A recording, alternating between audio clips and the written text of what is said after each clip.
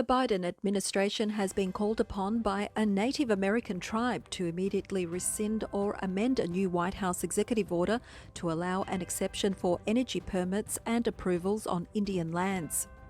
In a letter to Acting Secretary of the Interior Scott De La Vega last week, the Ute Indian tribe blasted the decision by the Biden administration to temporarily suspend new oil and natural gas leases and drilling permits on federal land.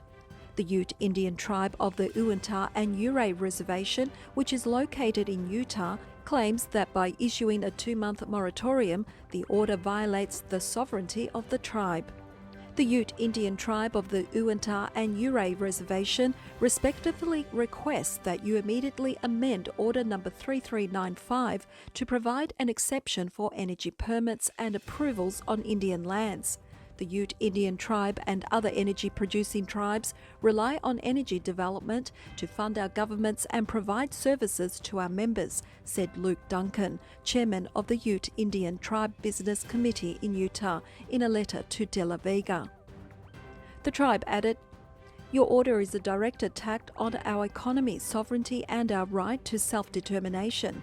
Indian lands are not federal public lands. Any action on our lands and interests can only be taken after effective tribal consultation." The letter continues, "Your order was also issued in violation of our government-to-government relationship. Executive Order Number 13175 on consultation and coordination with Indian tribal governments and Interior's own policy on consultation with tribal governments." The Interior Department defended the order and explained last Thursday that it does not impact existing ongoing operations under valid leases. The new order is a reflection of Biden's agenda of prioritising a progressive climate agenda. He signed an executive order to rejoin the Paris climate agenda and cancelled the permit for the Keystone XL pipeline on his first day in office. According to Reuters, the Ute tribal lands produce about 45,000 barrels of crude oil per day in the Uintah Basin, along with about 900 million cubic feet per day of natural gas, according to a document the tribe filed with the Bureau of Indian Affairs in 2017. Tens of thousands of jobs will be in jeopardy with a suspension of oil and natural gas drilling, and energy prices will increase for US families already struggling under the weight of the CCP virus pandemic. Democratic House Speaker Nancy Pelosi is the most dangerous Speaker of the House we've had probably in American history, former Speaker Newt Gingrich told Life, Liberty and Levin in an interview airing Sunday. She lives in an enclave that is guarded in San Francisco, Gingrich told host Mark Levin. She is surrounded by left-wing Looney Tunes who think that it's okay to live in a city where there's a map you can go to on the internet that shows you where feces were that day. They don't distinguish dog and human, but they'll show you the feces count that day around San Francisco. This is the same problem with Vice President Kamala Harris, Gingrich added. They come from the centre of left-wing nuttiness, and all their friends at the local country club or all their friends when they go to a cocktail party think that this craziness makes sense.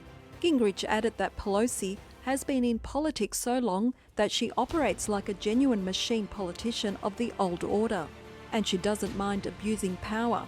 She doesn't mind running over people. She's so willing to break the rules and to frankly just say things that are totally untrue. Levin told Gingrich that Pelosi showed gall when she claimed that the snap impeachment by the House of former President Donald Trump unites the country. It's also interesting how the press react to her when she has a press conference, Levin added. You dare step out of line and ask her a tough question, she dismisses you, she diminishes you, and they don't start yelling questions at her. Gingrich responded, "Well, what you have right now with the press corps are left-wing lapdogs, and their job is to go over and lick the hand of the left-wingers and then try to bite the Republicans. So that's their duty. I mean, they're just behaving like they've been trained to behave." There are so many so-called dangerous politicians on both sides of the aisle. Pelosi has the dubious honour of being at the top of that list. Remember how she held up the stimulus checks for working families during the pandemic for 8 months. In February 2020, Gingrich called on Pelosi to be censored for her actions in ripping up a copy of President Trump's State of the Union address. As Speaker of the House for 4 State of the Unions by President of the other party, I am disgusted and insulted by the viciously partisan action of Nancy Pelosi tearing up the speech. Gingrich tweeted to his 2.1 million followers. She isn't clever or cute. Her childishness insults our American traditions. She should be censored.